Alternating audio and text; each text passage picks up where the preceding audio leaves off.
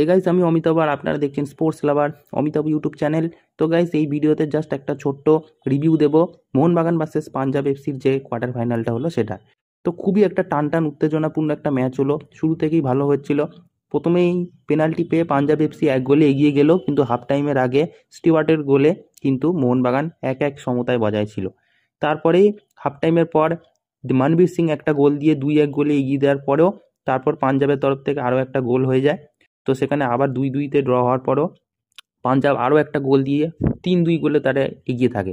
কিন্তু তারপর 80 মিনিটের দিকে একটা জেসন কামিংসের গোলে 3-3 গোলের সমতা আসার পর এরপর আসে পেনাল্টিতে টাই ব্রেকারে। তো টাই ব্রেকারের শুরুতেই জেসন কামিংস হতাশ করে দেয়, পেনাল্টি মিস হয়ে যায়।